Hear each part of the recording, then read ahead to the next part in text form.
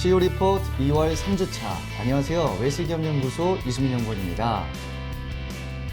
세금 때문에 고민이 많으신 중소기업 대표님이시라면 아마도 연구인력개발비 세액공제, 절세에 상당히 관심이 많으실 겁니다. 특히나 주변에 기업부설연구소를 설립해야 한다는 이야기를 한 번쯤은 들어보셨을 텐데요. 이번 주 CEO 리포트는 이 연구인력개발비 세액공제, 사전심사 제도에 대해서 알아보도록 하겠습니다.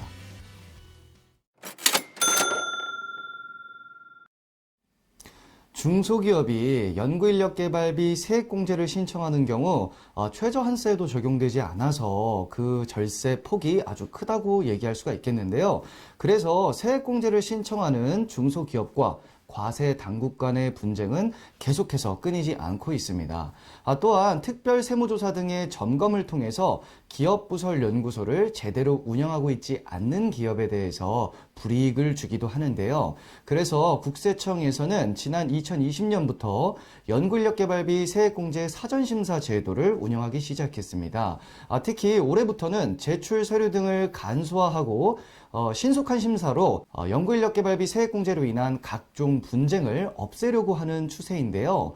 연구인력개발비 세액공제 사전심사는 홈택스, 우편, 방문 접수 등으로 신청하실 수가 있습니다. 물론 법인세 신고기한 전까지 신고하시면 더욱더 좋을 수 있고요. 아무래도 기업들이 몰릴 수 있어서 가급적이면 2월에 신청하시는 것을 권장해 드립니다. 또한 혜택을 말씀드리자면 사전심사 검증을 받은 기업은 연구인력개발비 세액공제로 인한 사후관리 대상에서 제외가 되고요. 혹여나 잘못된 것이 있다고 하더라도 이로 인해 발생되는 가산세를 면제해주고, 또한 올해부터는 제출 서류를 간소화해서 최대한 해당 기업이 연구에만 집중할 수 있는 그런 문화를 만들어갈 계획이라고 합니다. 그렇다면 사전심사에서 국세청은 어떤 항목을 주로 보는지 알아보도록 하겠습니다. 우선 기술과 비용적인 측면에서 보는데요. 기술적인 측면이라면 선정 기업이, 신청 기업이 제대로 연구 활동을 진행하고 있는지에 대한 연구 계획서, 내부 보고서, 회의록 등을 주로 점검하고요. 의무사항인 연구 노트를 주로 보게 됩니다. 또한 연구 활동으로 인한 특허권 등의 산업재산권 등이 등록되었거나 등록을 하려고 하는지 그 여부도 파악을 하는데요. 만약 연구 노트 작성 관련해서 요령이나 노하우 이런 것들이 필요하시다면 지금 화면에 나가시는 사이트 등을 참고하시면 좋을 것 같습니다. 또한 비용적인 측면에서는 인건비를 확인할 수 있는 급여 대장, 그리고 연구 과제별 재료비 등을 확인할 수 있는 내용과 위탁을 해서 연구 활동을 하는 경우에는 위탁 개발비에 해당하는 관련 증빙, 예를 들어서 계약서나 이 대가를 지급하는 것에 대한 세부 내용 등 그런 증빙 등이 필요하겠습니다.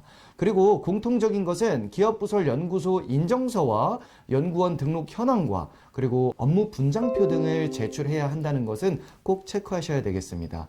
혹시 기업부설연구소를 설립 예정이시거나 세액공제 때문에 고민이신 대표님들께서는 언제든지 저희 웰스기업연구소에 상담을 요청하시면 올바른 방법으로 저희가 솔루션을 제공해 드릴 수가 있습니다. 국세청에서는 지난 1월 이른바 엄카족의 자산 취득에 대한 세무조사를 시작했습니다. 이를 통해서 올바른 증여는 무엇인지, 그리고 어떻게 자녀에게 자금 출처를 만들어주는 것이 좋은지 한번 알아보도록 하겠습니다. 안녕하세요. 웰스기업연구소 정원일 소장입니다. 이번 주는 아까 말씀드린 것처럼 이 편법 증여에 대해서 좀 말씀을 드리고자 합니다. 일명 엄카족이라고 있죠. 부모의 재력을 이제 많이 쓰는 엄마 카드로 생활하는 이런 자녀들에 대한 얘기입니다. 이런 엄카족들에 대한 편법 증여, 이 불법 증여가 얼마 전에 국세청 레이더에 걸려서 세무조사에 착수했다는 국세청 보도자료를 여러분께 소개시켜드리고자 합니다. 아무래도 우리 중소기업 대표님들은 어느 정도 그 기업이 잘 되면서 쌓인 잉여금들이나 아니면 쌓였던 개인 자산들을 어떻게 하면 자녀에게 이제 줄 수 있을까 이런 고민들을 많이 하실 텐데요.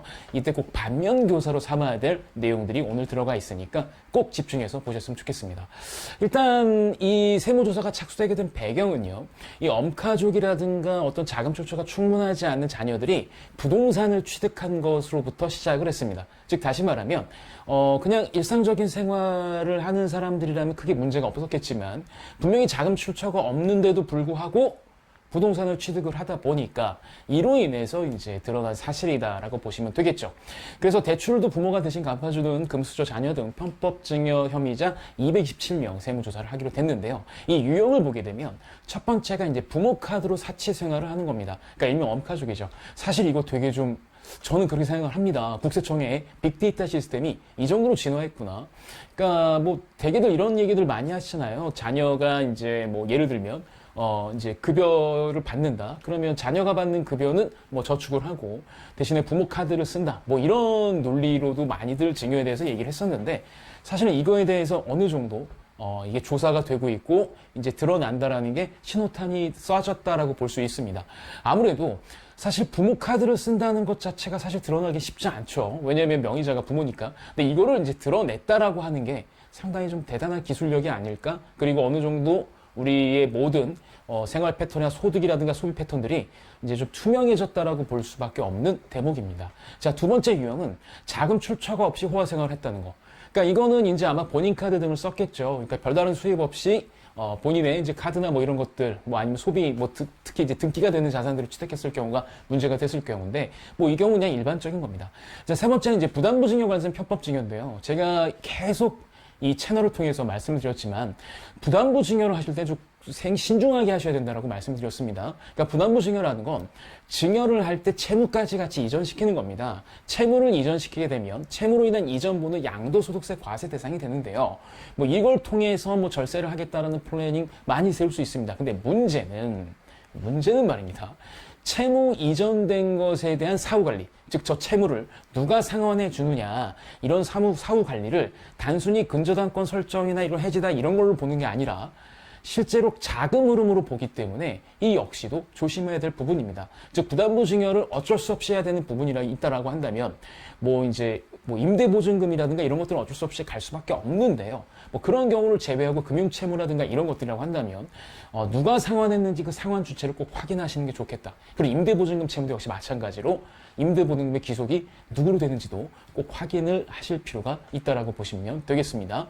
그다음에 네 번째가 부모의 소득을 누락시킨 다음에 자녀가 이 누락시키는 이 소득을 축적해서 자녀 명의로 재산을 취득했던 경우.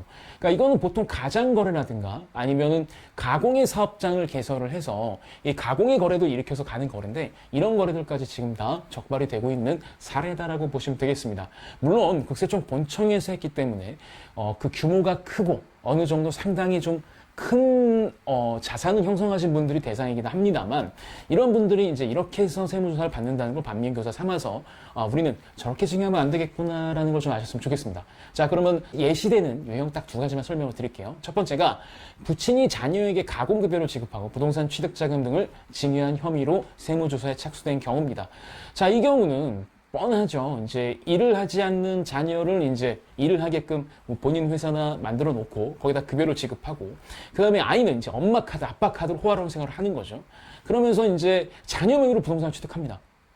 이게 거의 뭐 대박이죠. 그러니까 요즘에는 부동산에 대한 자금 출처가 같이 따라오기 때문에 부동산을 특히 투기 지역이라든가 이제 그런 지역의 부동산을 잘못 취득했을 경우에는 이제 두고두고 후회할 일이 생기신다. 그러니까 부동산을 자녀 명의로 취득할 땐 그냥 편법적인 뭐 급여를 발생시켜서 뭐 이런 것들은 좀 아니다라고 말씀드리고 싶고 그 다음에 이제 남매가 다 걸렸는데 이제 오빠 같은 경우는 고가의 전세 보증금을 이제 또 가지고서 전세를 살았던 거죠. 그러니까 자금 출처가 없는데 그러니까 이런 것들이 이제 다 이제 드러난 시스템이 됐다라고 보시면 되겠고 두 번째 케이스는 부친의 사업 소득을 누락을 했습니다. 이분은 유명한 학원 강사인 것 같아요. 그래서 학원 강사 같은 경우는 아무래도 그 개인 사업자 혹은 뭐 이런 사업자 소득이다 보니까 아무래도 이제 좀 세금이 세겠죠. 그래서 이런 사업의 일부를 누락을 하고 그 다음에 이 누락한 걸 가지고서 가족 명의로 복세 부동산을 취득한 겁니다. 그리고 아마 이 개인 사업자에서 이제 이 학원 강사분이 이제 다시 자기네 소득을 이제 비용으로 떨어내야 되니까 그거를 거래할 수 있는 가공의 법인을 설립해서 이 가공법인에서 이제 가공인건비를 지급한 이 모든 것들이 걸렸다는 거죠. 물론 여기서도 그 시작이 뭐였냐면 부동산 취득입니다. 그러니까 지금 국세청은 바보가 아니라는 거고, 그 다음에 국세청에서 보는 시스템들은 이제 가공거래라든가 위장거래라든가 이 편법적인 징여를 다 잡아낼 수 있는 시스템이 어느 정도 완비가 되었기 때문에 이제는 징여를 하실 땐 원칙적으로 징여하시고 원칙적으로 자금 출처를 만드시길 권장드리겠습니다. 이번 주는 여기까지입니다. 이번 주 저희가 준비한 소식은 여기까지입니다. 저희 웰스기업연구소는 중소기업의 성공을 위해서 항상 최선의 노력을 다하고 있습니다. 저희가 컨텐츠를 만드는데 좋아요, 구독, 알림 버튼은 아주 많은 도움이 됩니다. 감사합니다.